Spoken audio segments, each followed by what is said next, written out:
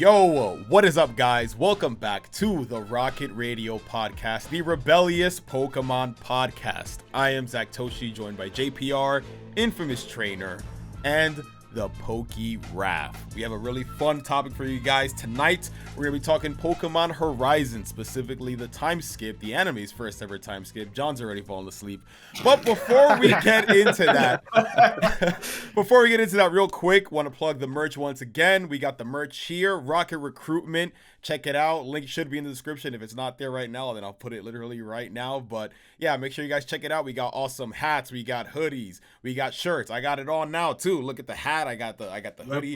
Bro, I'm waiting for my order. It's coming. Don't worry. I love the quality. The hat too, specifically because it's like embroidered. Like the quality's really, really good. Like this ain't going away anytime soon. Yeah, that's awesome. I'm glad it looks good. Everything looks good. And guys, get it. There's tons of colorways. We got tons of options. Yo, go for it. Yeah, very, very, very good. So go for it. Also, we gotta plug the memberships again.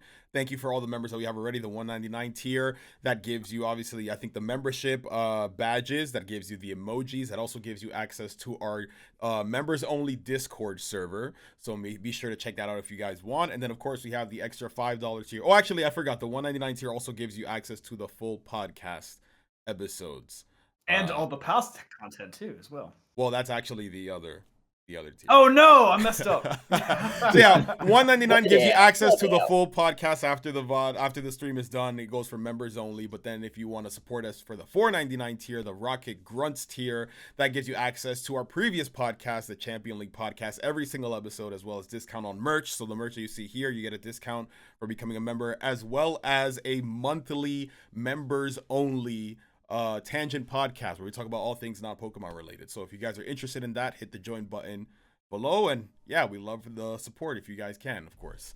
But with that being said, let's get into the main topic tonight, guys. We gotta talk about this big old thing, Pokemon Horizons. They dropped this teaser, this poster on Friday, revealing a time skip for the Horizons anime. It's really funny because lots of people were speculating for the past month based on the episode titles and where this arc was headed. They're like, oh my god, why is Pokemon Horizons ending so early? Like, Gen 10 isn't even here. Like, is the series over? And like, most people like could kind of figure out that the series probably isn't over, but I can understand why. But this is a pretty huge turning point, so I just kind of want to talk about that because that's obviously the big talk of the town, like an actual time skip in Pokemon. We wanted this for years for Ash. We didn't get that, but we're finally getting it now.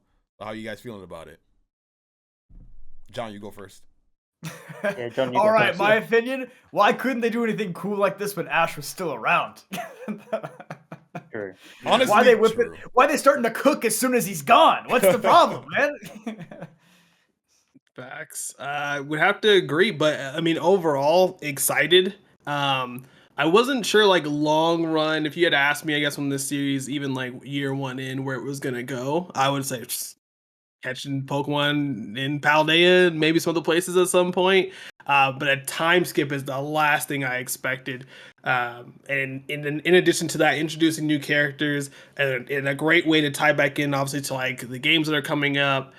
Honestly, surprised. Did not expect it.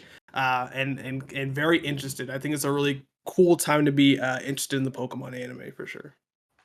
All right, Rafi, it's your time to shine, bro. This is your podcast. I've been waiting. I'll go easy. But yeah, pretty much have to echo both John's and Jalil's thoughts. I mean, the poster dropped on Thursday in Korokoro, and I looked at it at first, and I didn't think there was any major differences. But then, apart from seeing like Roy with a shiny Lucario, but then I looked at both all of the characters, and I was like, damn, these kids have grown up a bit. And I was like, wow, they really did put forward a massive revelation, and they broke the standard trend we're so used to of the Pokemon anime. And I was like, you know what, it's exciting. It is exciting. Of course, like John said, I wish they'd done this with Ash, because for the 25 years that we had him, surely we could have seen him grow, or even if we got like another movie of him grown in like a different universe, just to see what that aspect could have been like. But no, it's very exciting. I mean, I'm loving Horizons. You know, I think the distinctive narrative is actually really good. There's a lot of plot twists, and it's exciting to see now the fact that Roy has this shiny Mega Lucario. I mean, we'll probably talk about that in a second, but Mega Evolution's come back obviously to time with ZA, so I can see what they're cooking there. But it's exciting. It's very enticing at the same time. I honestly feel like they should have done the first time skip after Sun and Moon. Like they should have time skip before Journeys. See, Then, I'm gonna talk about that later. I got some thoughts. I feel like if they did that, then like it would have been so much easier to explain like why Ash is suddenly like one of the greatest trainers in the world in Germany. It's like, he just had 3 years to train after he won the Alola League. Like, come on. Yeah, and he won like the world championships with like this new team that he literally caught that like same month, essentially. You could argue, right? Yeah, which is kind of. But if they were like, "Hey, he's had this Dragonite for 3 years now," you'd be like, "Oh, okay, cool. He's done a lot with this guy. I mean, why not?" Yeah, in terms of like the idea of a time skip, I am in the same camp as you guys. It's like I wish they did this with Ash, but I'm not like one of those like salty Ash fanboys who are like hating Horizons. Like, oh, this series sucks. I hate Horizons because like getting mad at what Horizons is doing because they didn't do it to Ash. I feel like it's a little childish. Like you can be upset like, oh man, I wish they did that for my boy, but not take it out on this series because it's like it has nothing to do with this. So yeah, on one hand, I wish we got that. It would have been so cool. It would have been so cool to see Ash go through a story similar like Horizons. Obviously, it's a story that takes itself much more seriously. It's something that expects you to be a dedicated watcher and follow along. It's more serialized as opposed to like being episodic, where it's like, oh, episode character of the day, and then like Team Rocket's balloon pops and they try to steal a new Pokemon at the end. And like if you miss it, who cares, right? I like how narrative driven this series is. So I feel like a time skip only feels natural. It feels right. It makes sense for this series. It feels weird because it's Pokemon, and Pokemon for the past 25 years when Ash was the main protagonist, they didn't really do anything like this. But I like where they're going. It keeps you on your toes. It's unexpected, and it shows like they're cooking something crazy. Like if you guys have been following the most recent arc, obviously this is a pretty big turning point for this series. We're essentially like at the quote unquote climax of the main arc because they're essentially the gang is reaching their main goal and they're fighting the White Zygarde and everything, and it's supposed to be almost like the final confrontation against the Explorers. But obviously something's gonna happen in this week's episode, which is the final episode of this arc, which will set up this time skip, meaning that there's still more to be done. So it's just exciting to see what happens. Like there's a big part of like, where the heck is Freed? Why isn't he in the poster? Why is Captain Pikachu there? I was just about to ask, has Freed died yet? You don't know. We'll find out this week. He's a goner, bro. He's a goner. He's Obito underneath the rock because it's over. Yeah, it's weird. It's so weird because it's like he's not in the poster. He's obviously been a prominent character for like the first half of the series. You see Captain Pikachu still there, but if you look at the scans where they show like the main characters, like Captain Pikachu is listed as Roy's Pokemon now for some reason, or at least traveling with Roy. There is no Freed, and if you look really, really closely, he's like wearing Freed's eye mask, which is pretty cool. But at the same time, it's like, damn, why is he wearing it? Like he's wearing it like in memory of his boy, and it's cracked as well. Like the goggles are cracked. It's just kind of like, what the heck happened to this man? So it's very interesting. Like this episode, like it's funny because I thought we were gonna get that last week's episode, but I guess it didn't. The whole time I'm watching, I'm like, bro, protect my boy Freed, protect my boy Freed. What's gonna happen to him? I don't know what the heck is happening, but it's interesting. Like it makes you want to know, okay, what the heck happened to this guy? I like the mystery that they're going with in this series. That's something that they've always been very good at since day one. They've always just had mystery upon mystery that has to be like unraveled, and it seems like with a time skip, there's a whole new mystery because almost all the major questions that were posed in the beginning of the series have pretty much been answered at this point. Yeah. Yeah. The distinctive narrative is definitely keeping us on our toes because we're just trying to figure out what's happening next, and like, yeah, we'll find out on Friday. Maybe they'll drop some more promo. Who knows? My boy Freed. Yeah, Freed, bro. Freed. Free. So the main question is, I want to know what Roy's been doing this whole time. He's still got dang old Crocolore, but he's got Mega Lucario now. Yeah, that's something that's so weird. It's just like shiny one too. Random shiny Lucario. Shiny one, like he just gets it on the top. I don't know how I feel about that. It looks cool, but if like we just skip to like the next arc, it's been a time skip, and it just starts with Roy has a shiny Mega Lucario off rip, I'm gonna be like, what? Like I don't know. If it was a regular Lucario, maybe I wouldn't feel so weird. But the fact that it's a shiny one, like, you're doing a little too much. I get it. You're trying to show like he's stronger. He can Mega Evolve. He has a Lucario now. Like he's more stacked. But it's like, damn, bro. Like chill. And his jacket looks similar to Freed's as well. Oh yeah, honoring his mentor, bro. Yeah, maybe Freed takes off the jacket before he takes the fall, and then Roy wears it. He takes off the sleeves. He's like, yeah, this jacket's cool, bro, but and he starts singing his song. John, but you bring up a really good point because I did see some people kind of dragging these guys. on Twitter, because it's like we have like a time skip. I'm assuming it's somewhere around like 2 to 3 years probably, right?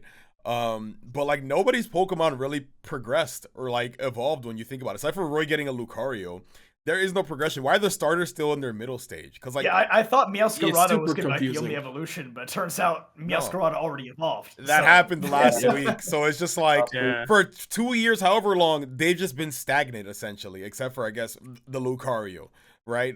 Which is really weird. Like it's just kind of like our chat is being so based right now. Everyone's saying they're so tired of Lucario. Me too.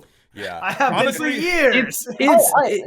Lucario does have a lot of appearances now. I think a concern with Lucario is obviously the shinies to make it different, but if it's just gonna be like the same cool, kind of angry on the side Lucario that we expect, it's just like, it is. I saw this on Twitter earlier this week. This is like the 10th Lucario user apparently in the anime. That is too many. That's a lot of Lucario. At a certain point, a Pokemon just stops being special. Like, are there even 10 notable Charizard trainers in the anime? All right, let's count. Ash, Leon. Who's the girl from the Charizard Valley? There's her. Liza, Alon, Trevor. Did I say Leon? Yeah, you did. Yeah. I did say Leon. I have short-term memory loss. I can't remember. Kiawe. Charles Trevor. from the Hoenn League. Charles from the Hoenn League. Did we say his name is Trevor, right? Pokemon? Trevor? Yeah, Trevor, yeah. Oh, yeah, Trevor. 7. There was one guy with a Charizard in it. Honestly, even Charles, like, he borders on, like, is he even a notable character? He's notable because he has a Charizard. Let me double check. Let's see who else has a Charizard? I'm gonna go look. Every Charizard trainer. There's quite a bit. I mean, there is a lot. 7 right now. But still, the fact that Charizard has been around for like 10 years longer than Lucario has, and we're struggling to think Kiawe? of We said Kiawe? 7. We said Kiawe. Okay. We got 7 so far. We've got 7. But yeah, it's very interesting. So I'm not a Lucario hater like you, John. Oh, but Free, I will say, Free, dog.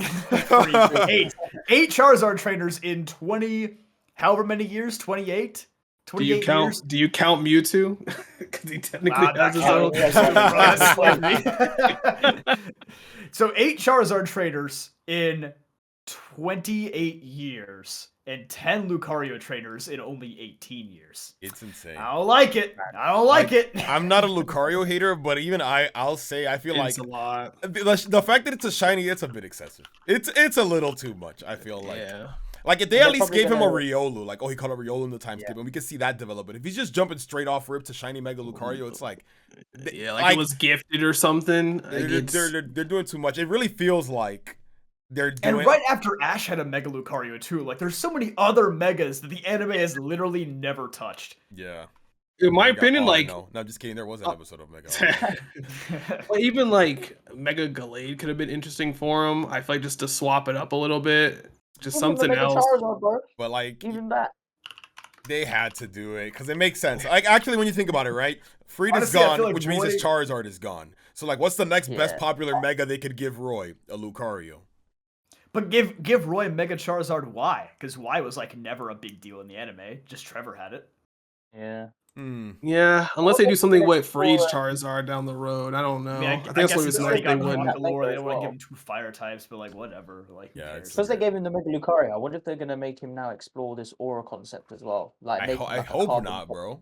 I kind of hope not. I just hope he's just like, yo, I got a Lucario and that's it. Like no aura bonding or anything like that. No mega aura sphere or none. That's another thing as well. Like a big problem. Well, my camera just got blurry. What the heck? Okay.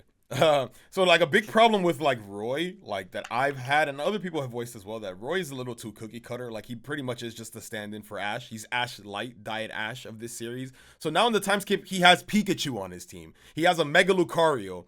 That's a little like he's already too close to Ash before as it is. Oh, he took the hat off now, but like he's closer to Ash now because he has Pikachu and Lucario on his team. To have him like have an aura thing as well, that's just gonna be like, well, you're just retreading the same waters, you know? Yeah, it's a little too close to home. I think in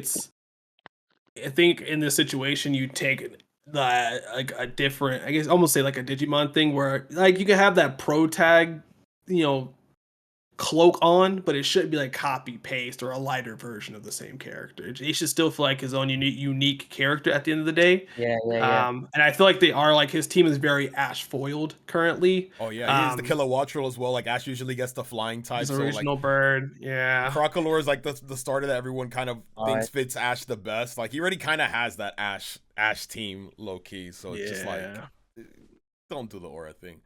But yeah, especially if he gets Pikachu, like dog.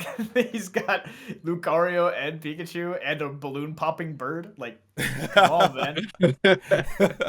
I feel like when it comes to Lucario, it's like they have a quota. It's like every time they get to a new generation, new series, they gotta be like, oh man, we gotta add another Lucario trainer, and they realize in Horizons, bro, there hasn't been any Lucarios yet. Every single series, isn't there? Since Gen 4, right? Gen 4, there was like Riley. Well, even Gen 3 actually, because Gen 3 they introduced Aileen. Gen 3 they got the movie. Yeah, Gen 5 was Cameron.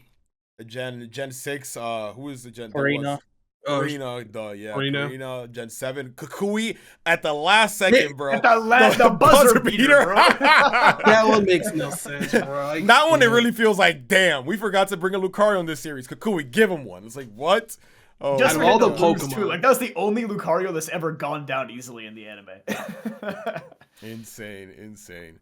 So yeah, and then Gen 8 Ash with Lucario, and now we got Roy. That's bro, Lucario's insane, dude. Like, dude, he will stand a test of time. I guess like one additional issue that I have potentially, at least with like Roy and Dot, I hope at least if like Crocodile or Quaxwell, they've stayed these Pokemon, they better have like a decent changes to the movesets at least or something. Yeah. There's no way that you're leaving and like doing time skipping, you have the same exact moves. What did you guys do? Box them the entire time? Like, there should be some slight update to their moveset at bare minimum.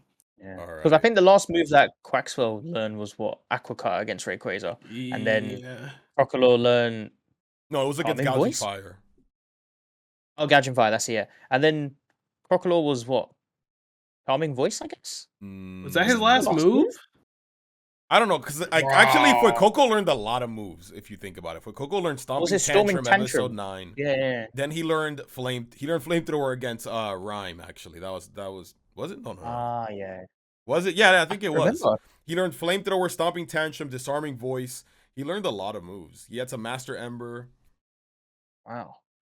So there was quite a bit that like he went through. Like I felt like, early on in Horizons, it felt like Roy got like way more development than Liko, because Coco was always learning, bang, new move.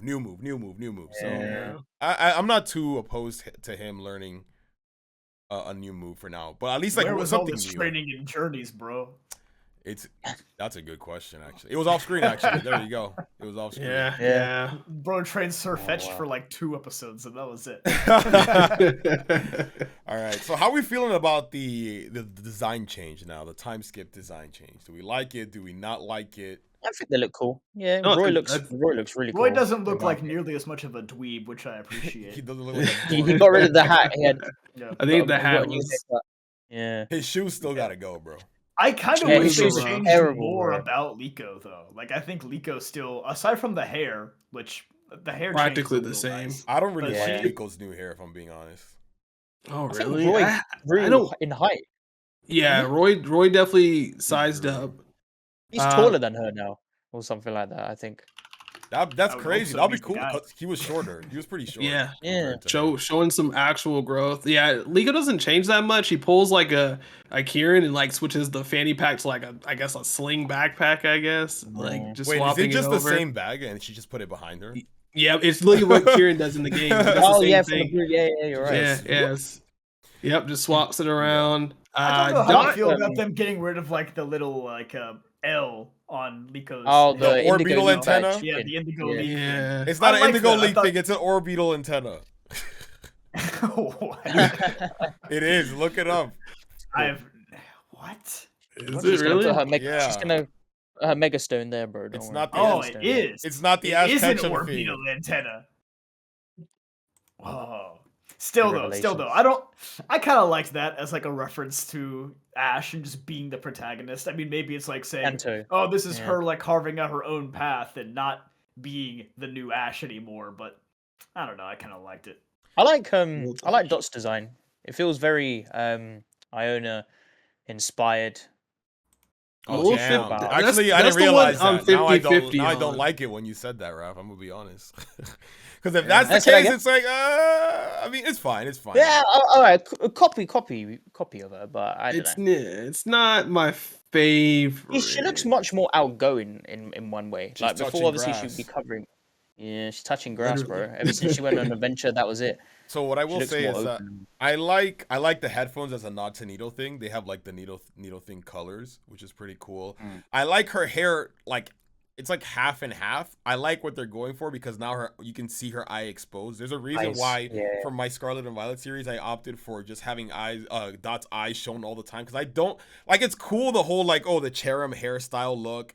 And then she kind of like when she gets serious, she puts it back and you can see her eyes. But they kind of stopped doing that halfway through the show, if you notice, which is ironic because she gets a lot more screen time and a lot more battles. She's a lot more confident now, but she doesn't do that anymore, which is like, it wasn't that the whole point that when she's like confident, she's battle ready, she'll show her hair. So like, I don't know. I wasn't a fan of the droopy Cherrim look, so I like that now. That's supposed to be like their equivalent of like the Ash hat turn. Yeah, that's basically it. Yeah.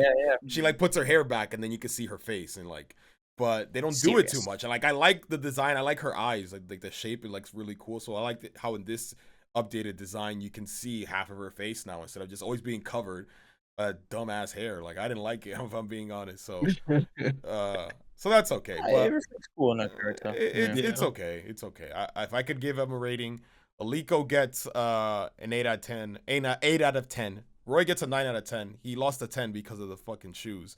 And then Dot gets like a 6 out of 10. I'm pretty much in that same bar. What's wrong with his shoes, bro? They're some weird sandal looking. Yeah, he did like his shoes are like off. I thought that like the lower part was part of the design, but like no, that's just his bare dog. It's his exposed foot. Bro was going through an adventure with his feet sticking out. Jesus Christ, crazy. All right, so we also have this other character here, this green guy with the Mega Sableye. What are we thinking about this guy? He's like a new rival or something to Roy. Maybe they just folded Coco into the anime dog. This is all the scan said that he's a rival and friend of him. Oh, he kind of does have like Khan kid. He does actually. Mm-hmm. Yeah. Mega Sableye as well. Sableye's known to be like a mischievous Pokemon as well, so I wonder how that reflects off his trainer maybe.